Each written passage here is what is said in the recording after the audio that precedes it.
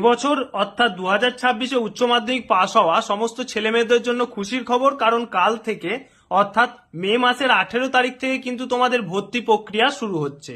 আজকের ভিডিওতে তোমাদেরকে দেখিয়ে দিচ্ছি ভর্তি হওয়ার জন্য তোমাদের কি কি ডকুমেন্টস এর প্রয়োজন, তোমাদের মেরিট লিস্ট কবে বের হবে, তোমাদের ভর্তির লাস্ট ডেট এবং ভর্তি সংক্রান্ত সমস্ত তথ্য দেখার জন্য তোমাদেরকে প্রথমে যে ওয়েবসাইটে আসতে হবে সেটা হচ্ছে wbcap.in।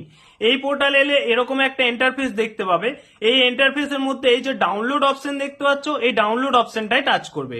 ডাউনলোড অপশনটাই টাচ করে একটু নিচের দিকে গেলেই দেখতে পাবে সিএপি নোটিফিকেশন 2026। এই 2026 নোটিফিকেশনে টাচ করবে। এখানে টাচ করলেই কিন্তু তোমাদের ভর্তি সংক্রান্ত সমস্ত তথ্য উল্লেখ করে দেওয়া হবে। সমস্ত ছেলে মেয়েদেরকে নিচের দিকে গেলেই দেখতে পাবে এখানে তোমাদের ভর্তি সংক্রান্ত সমস্ত তথ্য কিন্তু উল্লেখ করে দেওয়া হয়েছে।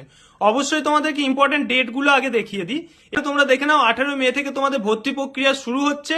জুন মাসের 1 তারিখ পর্যন্ত কিন্তু রেজিস্ট্রেশন এবং অ্যাপ্লিকেশন চলবে। 9 জুন থেকে শুরু হচ্ছে তোমাদের মেরিট লিস্ট, অর্থাৎ রেজিস্ট্রেশন এবং অ্যাপ্লিকেশন করার পর তোমার কোন কলেজে নাম আসবে সেটা তোমরা জানতে পারবে 9 জুন থেকে।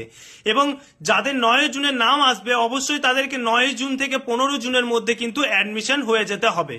9 জুন যাদের যাদের নাম আসবে তাদের 9 জুন থেকে 15 জুনের মধ্যে কিন্তু সেই কলেজে অ্যাডমিশন নিতে হবে। ওকে, 20 জুন থেকে আবার তোমাদের সেকেন্ড রাউন্ডের জন্য তোমাদের নাম আসবে এবং 20 জুনের যাদের নাম আসবে তাদেরকে 20 জুন থেকে 23 জুনের মধ্যে অ্যাডমিশন হয়ে যেতে হবে।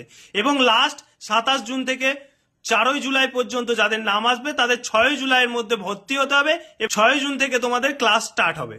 এর সাথে সাথে ভর্তি সংক্রান্ত আরো একটা নোটিশ তোমাদেরকে জানানো হয়েছে ওবিসি ক্যাটাগরিদের জন্য। বিশেষ করে যে সমস্ত ওবিসি ক্যাটাগরি রয়েছে, কাস্ট হোল্ডার রয়েছে, তাদের কাস্ট সার্টিফিকেট গুলো যেন 1/8/2025 পরে ভ্যালিড হয়। অর্থাৎ তোমাদের যে পুরানো কাস্ট সার্টিফিকেট গুলো ছিল সেই কাস্ট সার্টিফিকেট গুলো অবশ্যই তোমাদেরকে রিনিউয়াল করে নিতে হবে। অর্থাৎ রিভেরিফিকেশন করে তোমাদের 1/8/2025 পর কিন্তু তোমাদের কম্পিউটারাইজ সার্টিফিকেট হতে হবে।